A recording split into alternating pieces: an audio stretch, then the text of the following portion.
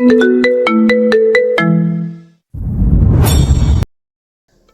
ছিলে তোমরা দুজন? হঠাৎ প্রশ্নে অনিলা ও ফুল থেমে গেল। ড্রয়িং রুমে বসে থাকা মেলো প্রশ্নবিদ্ধ চোখে তাকিয়ে আছে। ফুলের চেহারায় ক্লান্তির রেশ স্পষ্ট, তবুও ঠোঁটের কোণে হাসি লেগে আছে। আমরা ডান্স শো দেখতে গিয়েছিলাম। ফুল জবাব দিল। মেলো থম মেরে বসে রইল। অতঃপর বসা থেকে উঠে ফুলের দিক সামনে গিয়ে দাঁড়ালো। বুকে হাত গুটিয়ে রুক্ষ গলায় বলল, তোমার সাহস দেখে আমি অবাক হচ্ছি। একটু নড়ে চড়ে দাঁড়ায় ফুল, বার দুয়েক চোখের পলক ফেলে বলে, কিসের কথা বলছেন ম্যাম? মেলোর চোখ মুখে অদ্ভুত এক অভিব্যক্তি ফুটে উঠল, যেন ফুল তার মারাত্মক ক্ষতি সাধন করে ফেলেছে। তুমি দেহকে মারোনি? ফুলের চোখ বড় হয়ে গেল, শুকনো ঢোক গিলে দৃষ্টি সরিয়ে ফ্লোরের দিকে তাকালো। অবাক হয়ে গেছে অনিলাও। কেন মেরেছো তুমি দেহকে? চাপা সরে প্রশ্ন ছুড়ল মেলো। ফুল অত্যন্ত নিচু গলায় বলল, সে আবেশ ভাইকে মেরেছিল, তাই আমিও তাকে মেরেছি। বোঝাতে চেয়েছি কাউকে আঘাত করলে কেমন লাগে। বিকট শব্দে হেসে উঠল মেলো। বিদ্রুপ মিশ্রিত কণ্ঠে বলল, বোঝাতে পেরেছো ওকে? চমকিত নয়নে মেলোর পানে তাকায় ফুল।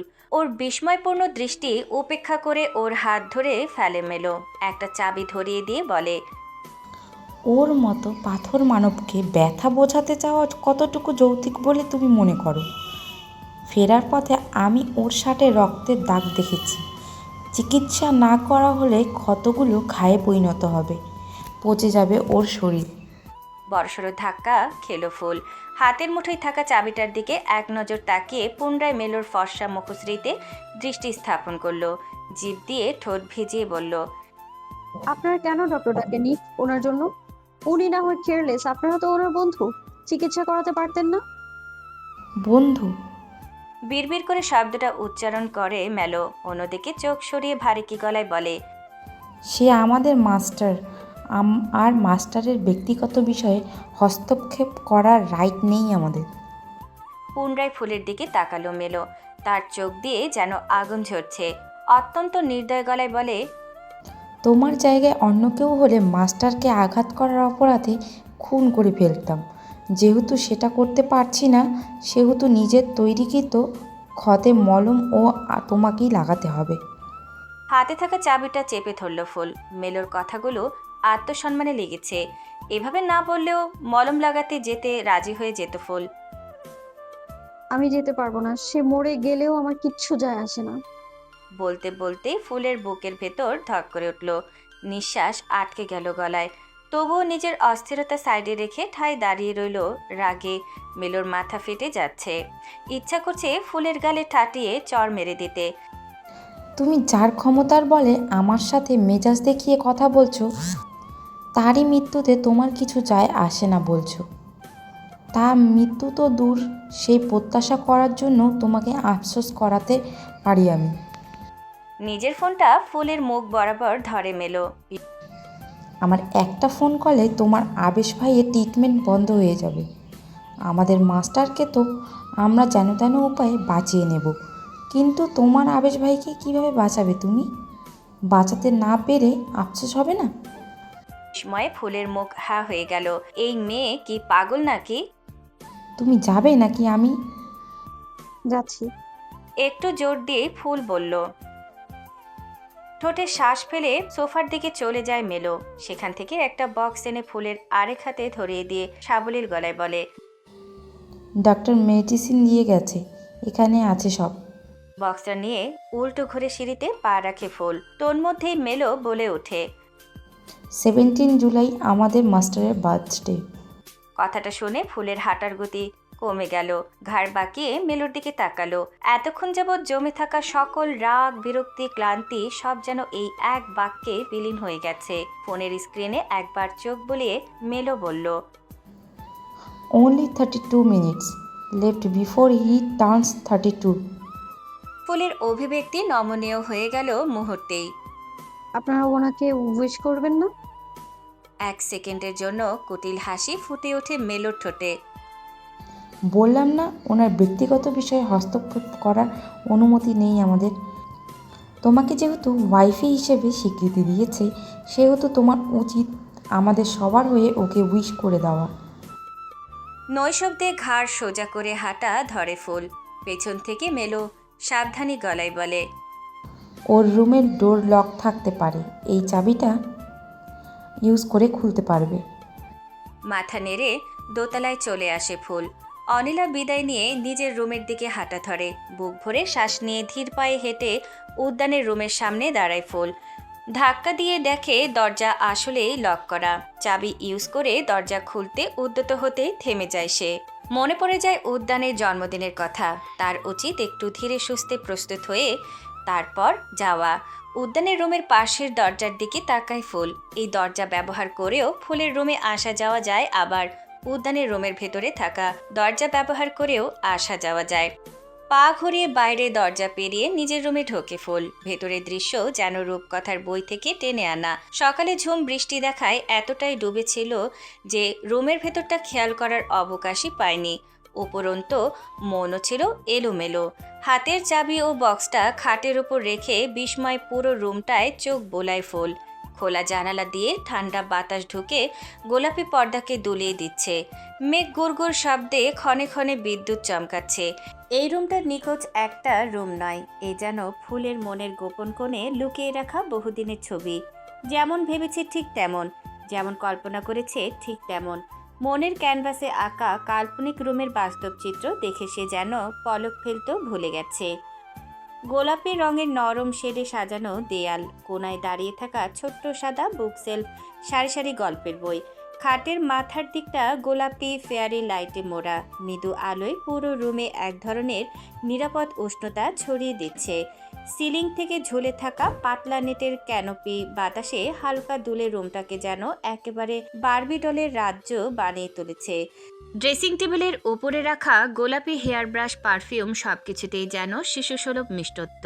গোলাপি সাদার টাইলসকৃত ফ্লোরে একজোড়া গোলাপি খরগোশ আকৃতির স্লিপার পরে আছে, আর জানালার ধারে রাখা ছোট্ট ফুলদানি থেকে মিষ্টি সুবাস ছড়াচ্ছে গোলাপির রঙের পিউনি ফুলগুলো। পিউনি আবেশ আপ্লুত হয়ে পড়ে ফুল। ভাবে দুদিন ধরে এই রুমে থাকার পরেও কিভাবে সে এগুলো খেয়াল করেনি। সকালে তো এখানেই দাঁড়িয়েছিল। নিজের মনের সাথে সংযোগ বিচ্ছিন্ন করে রাখার ফলে কি এগুলো চোখে পড়েনি তার? ফুলগুলোই নাক ডুবিয়ে নিঃশ্বাসের সাথে মিষ্টি ঘ্রাণ টেনে নেয় ফুল। আমার নাম প্রিমরোজ হলেও আই লাইক পিওনি। বিড়বিড় করে কথাগুলো বলতে বলতেই মনে পড়ে যায় ডায়েরিতে এমন কিছুই লিখেছিল ফুল। স্থির চোখে পিউনিগুলোর দিকে তাকিয়ে কেঁপে ওঠে সে। এই ঘর, এই সাজানোর ধরন সবকিছুই তো আমার কল্পনার অংশ। কেউ না জেনেও কিভাবে ঠিক সেভাবেই ফুটিয়ে তুলেছে। আর এখানেই পিওনি গাছই কেন, অন্য গাছ কেন নয়? তবে কি সে আমার ডায়েরি? এক মুহূর্তের জন্য দম নিতে ভুলে গেল ফুল। ব্যাপারটা মাথায় আসতেই মাথা ঘুরে গেল। দুপা পিছিয়ে লম্বা শ্বাস নিল। তোর ডায়েরি কেউ কিভাবে পাবে? ওয়েট, পাবে নাই বা কেন? লুকিয়ে তো রাখিস নি, তাই বলে দানবের হাতেই পড়তে হলো? মাথা ছেড়ে অবান্তর চিন্তা ভাবনা দূর করার চেষ্টা করতেই ফুলের কানে পেটাল ডাক ভেসে আসে। উভ্রান্তের মতো এদিক সেদিক তাকায় ফুল, কিন্তু উদ্যান তো দূর, ওর ছায়াও চোখে পড়ে না। মাথা চেপে ধরে চোখ বন্ধ করে নেয় ফুল। কুল ডাউন ফুল। চিরে দীর্ঘশ্বাস বেরিয়ে আসলো। এক হাত কোমরে রেখে আরেক হাত নাড়িয়ে বাতাস করতে লাগলো। আচানক রুমের তাপমাত্রা বেড়ে গেছে নাকি তার অস্থিরতা উত্তাপ ছাড়াচ্ছে বুঝে উঠতে পারছে না। উদ্যানের ভঙ্গিতে ফুল ঠোঁট নেড়ে বলল, hey Alex, set AC to -16 degrees. ফুল মস্করা করেই বলেছিল, কিন্তু সঙ্গে সঙ্গে রুমের তাপমাত্রা কমতে লাগলো। দুহাতে নিজেকে আঁকড়ে ধরে ফুল। এই তাপমাত্রায় 5 মিনিট থাকলে নির্ঘাত ফুল কুলডাউন হয়ে বরফে পরিণত হবে। ফুলের ঠোঁট কাঁপছে, উপরের দাঁত নিচের দাঁতের সাথে বাড়ি খাচ্ছে। ও পুনরায় কিছু বলতে যাবে, তার আগেই তাপমাত্রা সহনীয় পর্যায়ে ফিরে আসে। চোখ মুখ কুঁচকে গেল ওর, শরীর একদম ঠান্ডা হয়ে গেছে। এই অ্যালেক্স তো ভারী ডেঞ্জারাস, বলে বড় বানিয়ে ফেলবে। ফুলের মনে পড়ে গেল মেলোর বলা কথাগুলো। ঘড়ির দিকে তাকিয়ে দেখলো আর মাত্র কয়েক মিনিটে বাকি আছে। দুদিন ধরে শাওয়ার নেয়নি ফুল। পুরো একদিন তো ঘুমে ঘুমে কেটেছে। আজ সকাল থেকে অনশন করেছিল, ফলস্বরূপ ওয়াশরুমেও যেতে হয়নি। তারপর তো বাইরে ছিল এতক্ষণ যাবৎ। ভেবেছিল এখন শাওয়ার নেবে, কিন্তু ঠান্ডা হাওয়া সেই ভাবনাটাকে উড়িয়ে নিয়েছে। তবুও ড্রেস চেঞ্জ করা দরকার। আশেপাশে তাকে ফুল অনুমানের উপর ভিত্তি করে হাঁটা ধরে। এত কিছু যেহেতু আছে, কাপড় চোপড়ও থাকবে। ডান দিকের বিশাল ওপেন ওয়ার্ড্রোবের সামনে এসে থামে ফুল। সেদিকে তাকিয়ে ওর চোয়াল খসে পড়ার উপক্রম। ওয়ার্ড্রোবের স্বচ্ছ কাচের ভেতর সারি সারি সাজানো, নিখুঁত ভাজে রাখা 3 পিস, সিল্কের নাইটওয়ার, শাড়ি, টপস, স্কার্ট, জিন্স। নিচের ডয়ারগুলোয় সুশৃঙ্খলভাবে সাজানো ক্ষুদ্র অ্যাক্সেসরিজ, যেগুলো দেখে গাল গরম হয়ে গেল ফুলের। কাঁপা কাঁপা হাতে আন্দাজে এক সেট 3 পিস নিয়ে সামনে ঘুরে দাঁড়ালো। হাত মুখ ধুয়ে কাপড়গুলো পরবে। ওয়াশরুম খুঁজে পেতে খুব একটা সমস্যা হলো না। ওয়াশরুমের দরজাটাও হালকা গোলাপি শেডের, উপরে সোনালি ফ্রেমে খোদাই করা কারুকাজ। দরজা ঠেলে ভেতরে ঢুকতেই ফুলের চোখ আরো বড় হয়ে যায়। এই যেন রূপকথার প্রাইভেট স্পা। দেয়াল থেকে শুরু করে মেঝে, এমনকি লাইটের রঙেও সে শুকনো গোলাপি প্যাস্টেল আভা। ওয়াশরুমের 3 দিক জুড়ে বড় বড় মিরর, গোল্ডেন লাইটিং করা। বাম দিকে একটি বিশাল জ্যাকুজি দুধ সাদা রঙের গোলাপি এএলডি আলোয় ঝলঝল করছে। জ্যাকুজির পাশে উঁচু স্ট্যান্ডে বাথ স্টলের জার, গোলাপি সুগন্ধি মোম ছোট ছোট তোয়ালে রোল করে সুন্দরভাবে রাখা। কয়েকটি মিনিমালিস্ট গোল্ডেন সেলফ, যেখানে প্রিমিয়াম ব্র্যান্ডের বডি ওয়াশ, শ্যাম্পু রাখা। ডান দিকে একটি বিশাল ভ্যানিটি কাউন্টার, গোলাপি মার্বেল টপ, তার উপর ফেয়ারি লাইটের decoration. After bath accessories, hair styling tool, makeup অর্গানাইজারে ব্রাশ, টুথপেস্ট সহ প্রয়োজনীয় সামগ্রী সাজিয়ে রাখা। মুহূর্তে সিদ্ধান্ত বদলে ফেলে ফুল। এখন সে শাওয়ার নেবেই নেবে। প্রায় আধা ঘন্টার মতো শাওয়ার নিয়ে বেরিয়ে আসে ফুল। ওর পরনে জলপাই রঙের 3 পিস, চুলে শুভ্র রঙের তোয়ালে পেঁচানো। ঘড়ির দিকে তাকিয়ে চমকে গেল ফুল। অলরেডি 12:30টার মতো বেজে গেছে। তাড়াহুড়ো করে চুলের তোয়ালে সরিয়ে ড্রেসিং টেবিলের সামনে দাঁড়ায় ফুল। নিজেকে একটু দেখে মাথায় ওড়না টেনে খাটের কাছে চলে আসে। চাবি বক্স হাতে নিয়ে দরজার সামনে এসে দাঁড়াতেই বুকের ভেতর ধুকপুক ধুকপুক শুরু হয়ে যায়। মস্তিষ্ক বলছে, যাস না, মনস্টারের গুহায় যেতে পড়ে কে যায়। বিছানায় গায়ে দিয়ে ঘুমিয়ে পড়। মেলোর কাছে গিয়ে বলে দিবি গিয়েছিলাম, কিন্তু মনস্টারটা মলম লাগাতে দেয়নি। মেলো মিথ্যা ধরতেও পারবে না, কারণ মনস্টারের বিহেভিয়ারটা এমনই। প্রতিশোধ নেওয়ার সুযোগ বারবার হাতছাড়া করিস না। মস্তিষ্কের কথার প্রতিরোধ করলো হৃদয়। হ, যা শুয়ে থাক। আমি আবারও তোর সাথে যোগাযোগ বিচ্ছিন্ন করে দেব। মনস্টার না হয় ব্যথা পায় না, তুই তো পাস। তোকে শান্তি দেব না আমি। তার শরীরের ক্ষত বাড়বে আর তোর হৃদয়ের দহন বাড়বে। সে তো ব্যথা নামক অনুভূতির ঊর্ধ্বে, কিন্তু তার ভাগের ব্যথা তুই অনুভব করবি। তপ্তশ্বাস ফেলল ফুল। মস্তিষ্কের কথাগুলো আঘাত করেছিল দানবটাকে। এবার মনের কথা মনে মলম লাগিয়ে দিয়ে আসবে। ব্যাস, মন মস্তিষ্ক দুই খুশি হয়ে যাবে। শান্তি দেবে একটু তাকে। চোখ বন্ধ করে নিজেকে ধাতস্থ করে দরজার লকে চাবি ঢোকায় ফুল। দরজা খুলে ভেতরে তাকায়। এখান থেকে উদ্যানের বেড দেখা যাচ্ছে না। ইতিমধ্যেই ফুলের অস্থিরতা বেড়ে গেছে কয়েক ধাপ। শরীর কাঁপছে থরথর করে। নিজের মনের উদ্দেশ্যে ফুল আওড়ায়, একটু রহম কর, শান্ত থাক। এত উত্তেজিত হচ্ছিস কেন? মেরে ফেলবি আমায়। ভেতর থেকে উত্তর আসে, সে কাছে এলেই তোর সব অনুভূতিগুলো এলোমেলো হয়ে যায়। মূলত এখানে আমার দোষ নেই। মানুষের অনুভূতি তার মস্তিষ্ক নিয়ন্ত্রণ করে। মন তো শুধু সেই অনুভূতিগুলো ব্যাখ্যা করে। রুষ্ট হয়ে মস্তিষ্কের উদ্দেশ্যে ফুল বলে, বাহ, অনুভূতি তৈরি করে দিয়ে শান্তিতে ঘুমোতে বলে মেরে ফেলার ধান্দায় আছিস, তাই না? ধরিবাজ কোথাকার। মস্তিষ্ক বলে, অনুভূতি তো লিম্বিক সিস্টেমে অটোমেটিক তৈরি হয়, কিন্তু সিদ্ধান্ত তো তোর হাতে।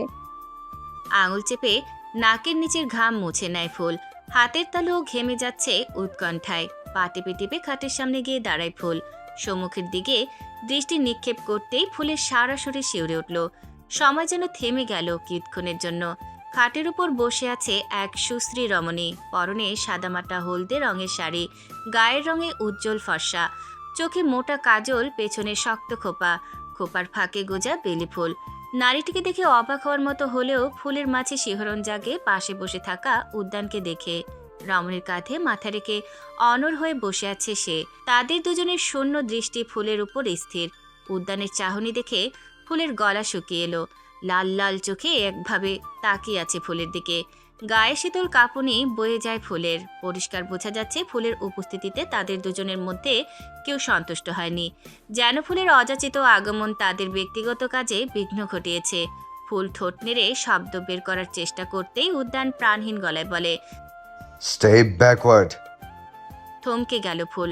নিজেকে সামলে নিয়ে বলল, আমি তো এসেছিলাম মেডিসিন। বাক্য শেষ করার পূর্বেই উদ্যান সোজা হয়ে বসলো। রমণীটি তখনও অদ্ভুত চোখে ফুলের দিকে তাকিয়ে আছে। তোমাকে আমি পিছিয়ে যেতে বলেছি, এক পাও সামনে এগোবে না। ফুল নড়াচড়ার ক্ষমতা হারিয়ে ফেলেছে। এক মনে ভেবে চলেছে, কে এই নারী, কি তার পরিচয়। সবচেয়ে বড় প্রশ্ন হলো উদ্যান কেন এই নারীর কাঁধে মাথা রেখে বসেছিল, আর সে দৃশ্য দেখে ফুলের দম বন্ধ হয়ে কেন আসছে, বুকের ভেতর অসহ্য যন্ত্রণা কেন হচ্ছে। সবটুকু সাহস একত্রিত করে প্রশ্ন ছাড়ে ফুল। আমি চলে যাব, তার আগে বলুন উনি কে? ফুলের ভাঙা কণ্ঠে ছোড়া প্রশ্নে ভ্রু কোচকায় উদ্যান। মুখাবয়বে বিরক্তি ঠিকরে পড়ছে। ফুল আবারও নিজের প্রশ্নের পুনরাবৃত্তি করল। ওনাকে তো এর আগে কখনো দেখিনি, উনি কে? সেটা তোমার না জানলেও চলবে, যেতে বলেছি আমি। উদ্যানের কণ্ঠে এবার রাগের বহিঃপ্রকাশ ঘটল। কণ্ঠরোধ হয়ে এলো ফুলের। উদ্যানের নিষেধ অগ্রাহ্য করে আরও দুপা এগিয়ে যেতেই বসা থেকে উঠে দাঁড়ায় উদ্যান। শেষবারের মতো বলছি, সামনে এগোবে না, নিজের রুমে যাও। অদ্ভুত এক জেদ চাপল ফুলের মনে। কিছুতেই এই নারীকে উদ্যানের কাছে রেখে চলে যেতে রাজি নয় সে। বদ্ধ রুমে এই নারীর সাথে একান্তে কি এমন কাজ আছে উদ্যানের? কোনো কাজ থেকে থাকলেও ফুলের উপস্থিতিতে কেন সেই কাজ করা যাবে না? থেকে যাওয়ার অনুমতি পাওয়ার জন্য অজুহাত দেখিয়ে ফুল বলল, আমি এখানে একটা কাজে এসেছি, সেটা করে তারপরেই যাব। রাগে মাথা চাড়া দিয়ে উঠল উদ্যানের। নিয়ন্ত্রণে জিভের অগ্রভাগ দিয়ে গালের অভ্যন্তরীণ গালে স্পর্শ করে। চোখ বন্ধ করে শ্বাস নিয়ে শান্ত গলায় বলে, তুমি এই রুমে ঢুকলে কিভাবে? দরজা তো লক করা ছিল। ওয়েট, চাবি কে দিয়েছে তোমায়? কান্না পেয়ে গেল ফুলের। এই রমণীর সাথে দরজা লক করে উদ্যান একান্তে সময় কাটাচ্ছে। তার উপর সে কিভাবে এসেছে সে প্রশ্ন করছে। নিজের কাজে বিন্দুমাত্র লজ্জা পাচ্ছে না। কাঁপা কাঁপা হাতে বক্সটার দিকে ইশারা করে মিছে হাসলো ফুল। উদ্যান যেমন প্রশ্ন এড়িয়ে গেছে, তেমনি ফুলও উদ্যানের প্রশ্ন উপেক্ষা করলো। আমার করা ক্ষতে মলম লাগাতে এসেছি। কথাটা শুনে চোখ পেলে শান্ত চোখে তাকায় উদ্যান। তুমি মলম লাগাতে এসেছো? Like seriously?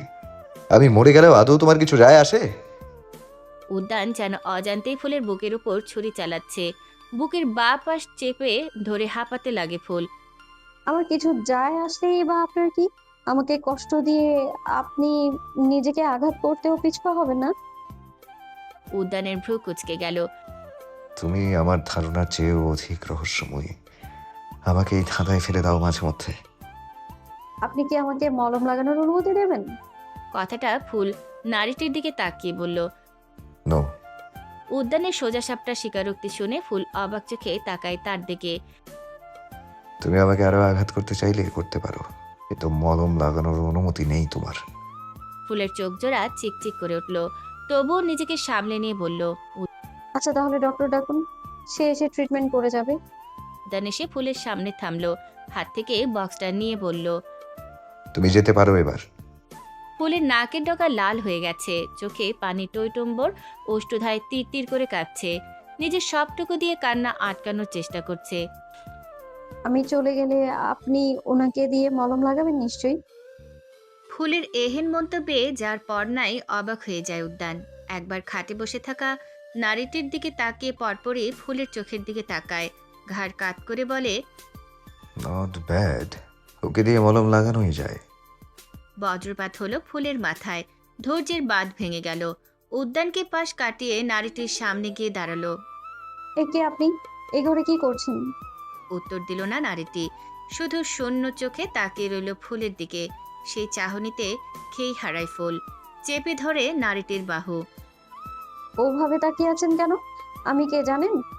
আপনার চোখ তুলে ফেলবো আমি।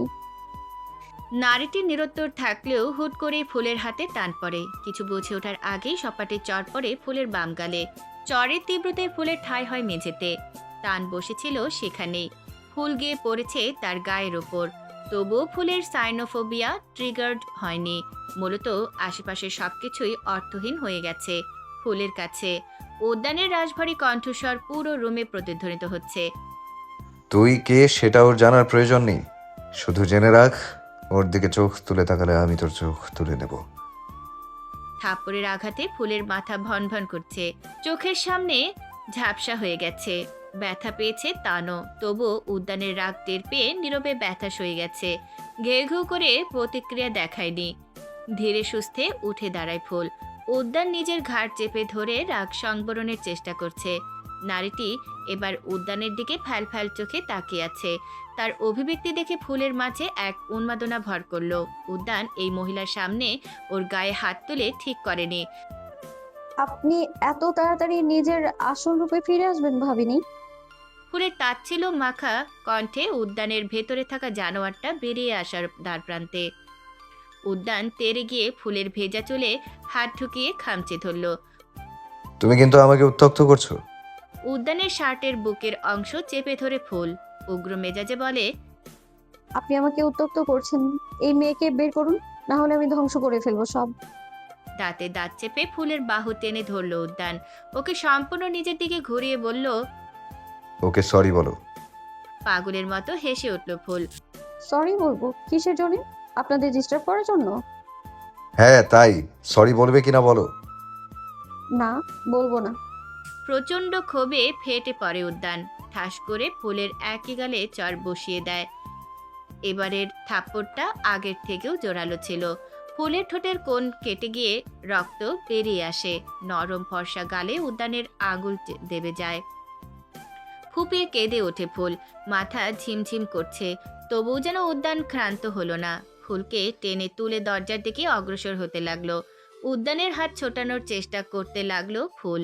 কান্নামাখা ব্যাকুল কণ্ঠে বলল, ছেড়ে দিন, আমি যাব না। আমি সরি বলবো ওনাকে। সরি, আমি এক্সট্রিমলি সরি। দরকার হলে পা ধরবো, আমাকে থাকতে দিন এখানে। আমি আপনাকে একদম বিরক্ত করবো না, চুপচাপ এক কোণে দাঁড়িয়ে থাকবো। ছেড়ে দিন আমায়। থামলো না উদ্যান। রুম থেকে ফুলকে বের করে দিয়ে দরজা লক করে দিল। বন্ধ দরজায় ধাক্কা দিতে লাগলো ফুল। চাবিটা উদ্যানের রুমেই পড়ে গেছে। দরজার সাথে ঠেস দিয়ে গগনবিদারী আর্তনাদে ফেটে পড়ে ফুল। আমার সর্বনাশ করবেন না, ওনার থেকে দূরে থাকুন। আমি সহ্য করতে পারছি না, মরে যাব আমি। পাগলের মতো নিজের চুল টানতে লাগলো ফুল। চেঁচিয়ে উঠছে ক্ষণে ক্ষণে। দিশা বিশা হারিয়ে উঠে দাঁড়ায় ফুল। না, আমায় কিছু করতেই হবে। হাতের উল্টো পিঠে চোখ মুছে রুম থেকে বেরিয়ে যায় ফুল। এক ছোটে গিয়ে দাঁড়ায় মেলো রুমের সামনে। উদ্ভ্রান্তের ন্যায় দরজায় নক করতে শুরু করে। প্রচন্ড বিরক্ত হয়ে দরজা খুলে দেয় মেলো। বাইরে ফুলকে ছটফট করতে দেখে অবাক হয়ে যায় সে। ফুলের গালে চরের দাগ দেখে বুকে হাত গুটিয়ে বলে, দেখো আমি যা করেছি প্রতিশোধ নেওয়ার জন্যই করেছি। তোমাকে আমি কিছু বললে দেহ আমাকে পানিশ করতো, তাই বুদ্ধি খাটিয়ে আজকের দিনে তোমাকে ওর রুমে পাঠিয়েছি। কোনো কিছু শোনা কিংবা বোঝার মতো অবস্থায় নেই ফুল। কাতর গলায় বলে, ম্যাম, আপনার কাছে কি আর কোনো চাবি আছে? আমায় দিন প্লিজ। ফুলের জড়ানো কণ্ঠ শুনে চমকে যায় মেলো। তার চেয়েও হতভম্ব হয় ফুলের আবদার শুনে। থাপ্পড় খেয়ে এসেও এই মেয়ে চাবি চাইছে। তুমি চাবি দিয়ে কি করবে? গলা শুকিয়ে এসেছে ফুলের। দৃশ্যপটে উদ্যান আর রমণীটিকে ঘিরে আজেবাজে কল্পনা ভেসে উঠছে। মহিলাটা কে ম্যাম? সারার কথা বলছো? ওনার নাম সারা? হ্যাঁ, পুরো নাম আকসারা, সুবিধার্থে সারা বলেই ডাকে সবাই। মেয়েটা কে হয় মাস্টারের? ফুলের আগ্রহ দেখে খটকা লাগে মেলোর। আজব মেয়ে। মেলো ভেবেছিল থাপ্পড় খেয়ে এসে তাকে কড়া কথা শোনাতে এসেছে। জানি না কি হয়। আশানুরূপ উত্তর না পেয়ে ফুলের হৃৎপিণ্ড সংকুচিত হয়ে যায়। হাঁসফাঁস করতে করতে বলে, থাক সেসব কথা, চাবি দিন আমার। বেকুব বনে গেল মেলো। ঘুরে ফিরে সেই চাবি কেন চাইছে মেয়েটা? থাপ্পড় খেয়ে মন ভরেনি নাকি মাথার স্ক্রু ঢিলে হয়ে গেছে? শোনো, আজ ওর জন্মদিন, আর এই দিনে ওর রুমে ঢোকার পারমিশন নেই। আগামীকাল পর্যন্ত অপেক্ষা করো থাপ্পড় খাওয়ার জন্য। তরপাতে লাগলো ফুল। তার অভিব্যক্তি দেখে বিস্মিত হচ্ছে মেলো। তোমার কি খুব বেশি থাপ্পড় খেতে মন চাইছে? তুমি বললে দেহুর হয়ে আমি কয়েকটা থাপ্পড় মেরে দেই। চোখ কটমট করে তাকায় ফুল। অশ্রু ভরা চোখে রাগ দেখে মেলো হালকা হেসে বলে, বুঝেছি, দেহুর থাপ্পড়েই মজা পেয়েছো। আমিও কিন্তু বেশ ভালোই থাপ্পড় মারতে পারি, টেস্ট করে দেখতে পারো? ফুল বুঝতে পারলো এই মেলো আসলে ড্রাঙ্ক, সেই জন্যই উল্টোপাল্টা বকছে। আপনি আমাকে চাবি দেবেন কিনা বলুন। হঠাৎ করেই ফুলের গলা জড়িয়ে ধরে মেলো বাচ্চাদের মতো বলে, আমার কাছে আর চাবি টাবি নেই বেবি। সেই চাবিটাই তোর লুহানকে পাম দিয়ে এনেছি। ওর কাছে আরও এক্সট্রা চাবি থাকতেও পারে, কিন্তু আমি আর চাবি আনতে যেতে পারবো না। হাতের বাচ্চাটা সুযোগ পেলেই জ্বালায় আমাকে। তুমি বলো, আমার মতো নোংরা মেয়ের সাথে মানায় ওকে? কেন যে বোঝে না বাল। ফুলের কান্না থেমে গেছে। কৌতূহল ভরা চোখে তাকিয়ে আছে মেলোর দিকে। কিছু মুহূর্তের ব্যবধানেই হুঁশ ফেরে মেলোর। নিজের সামনে সোজা হয়ে দাঁড়ায়, রুক্ষ গলায় বলে, যাও তো এখন এখান থেকে। ফুল কিছু বলার আগেই বিকট শব্দে দরজা বন্ধ হয়ে গেল। খাটের ওপর আড়াআড়ি হয়ে শুয়ে আছে ফুল। চুলগুলো খাট বেয়ে ফ্লোরে লুটিয়ে আছে। জানালা দিয়ে হিমেল হাওয়া প্রবেশ করছে। শীত শীত করলেও কাঁথা জড়ানোর ইচ্ছে নেই। চাবির জন্য লুহানের কাছে গিয়েছিল, কিন্তু লুহান চাবি দেয়নি। বলেছে, ভারাক্রান্ত হৃদয় নিয়ে ফিরে এসেছে ফুল। চোখ বন্ধ করে ঘুমানোর চেষ্টা করেও খুব একটা লাভ হচ্ছে না। যাক, ভালোই হয়েছে, দানবটা আসল রূপে ফিরে এসেছে। নিজেকে বাঁচানোর শেষ সুযোগ পেয়ে গেছি আমি, আর ভাববো না আমি তাকে নিয়ে। মনকে সান্ত্বনার বাণী শুনেও ফলাফল শূন্য। ঘাড় বাঁকিয়ে দরজার দিকে তাকিয়ে গোপনে শ্বাস ফেলে ফুল। মুষলধারায় বৃষ্টি পড়ছে। বিছানা থেকে উঠে হাঁটাহাঁটি করতে লাগলো সে। লক্ষ্য করলো এই রুমের অন্যদিকে কয়েকটা লাগোয়া রুম আছে। একটা রুমের দরজা খুলে উকি দিতেই চোখ শিথিল হয়ে এলো। সেটা একটা ড্যান্স রুম। আলতো পায়ে রুমে প্রবেশ করে ফুল। মাঝারি আকৃতির ড্যান্স রুমের একপাশে পুরোটাই আয়না দিয়ে তৈরি। সাদা মার্বেল ফ্লোরে হালকা গোলাপি রঙের আলো প্রতিফলিত হয়ে পুরো ঘরটাকে অদ্ভুত কোমল আভায় ঢেকে রেখেছে। ধীর পায়ে হেঁটে মিউজিক সিস্টেম অন করতেই গান বেজে ওঠে। ফুল এতটাই শূন্য মস্তিষ্কে ছিল যে গান চেঞ্জ করার ইচ্ছাটুকু পেল না। রুমটি হয়তো সাউন্ড প্রুফ। রুমের মাঝ বরাবর দাঁড়িয়ে নাচার প্রস্তুতি নিতেই গানের কথাগুলো স্পষ্ট হয়ে যায়। একটু রাত ডুবে আসে, একটু আলো নিভে আসে, তুমি দূরে একা লাগে মধুর ওই চাঁদটাকে। নাচতে আর পারল না ফুল। সেখানেই চুপচাপ বসে রইল। কানে বারবার বাজতে লাগলো, আমি ভালোবাসি তোমাকে। মলিন হাসল ফুল। মিথ্যাও এত শ্রুতিমধুর শোনায়। ঘণ্টাখানেক হাঁটুতে গাল ঠেকিয়ে বসে থেকে উঠে দাঁড়ায় ফুল। আজ আর নাচ হবে না তাকে দিয়ে। শরীরে শক্তি কই। ড্যান্স রুম থেকে বেরিয়ে আরেক রুমে ঢোকে ফুল। রুমটা আকারে ছোট। ভেতরে ঢুকতেই প্রথমেই চোখে পড়ে বিশাল জানালার সামনে ঝুলে থাকা সুইং বেডটি। ছাদের কাঠের বিম থেকে মোটা দড়িতে বাঁধা বেডটি হালকা দুলছে। বেডটার গায়ে সাদা লিলেনের কভার। উপর ভাগে এলোমেলো কয়েকটা নরম কুশন, হালকা পিঙ্ক, সি গ্রিন আর আইভরি রঙের। ফুলের চোখ চকচক করে ওঠে। পাগলামি করে ডায়েরিতে এসবের কথাও লিখেছিল সে। ভাবতেও পারেনি কেউ একজন কল্পনাগুলোকে বাস্তবায়িত করবে। ধপ করে বিছানায় গা এলিয়ে দিল ফুল।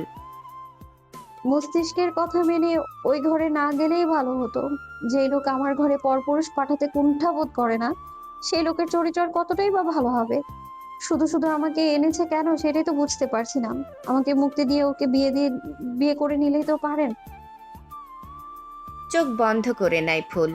এক ফোঁটা অশ্রু গড়িয়ে পড়ে বন্ধ চোখ থেকে। আমার মোটেও খারাপ লাগছে না, সে যা ইচ্ছে করুক গিয়ে। আমি আর ভাববো না তার কথা।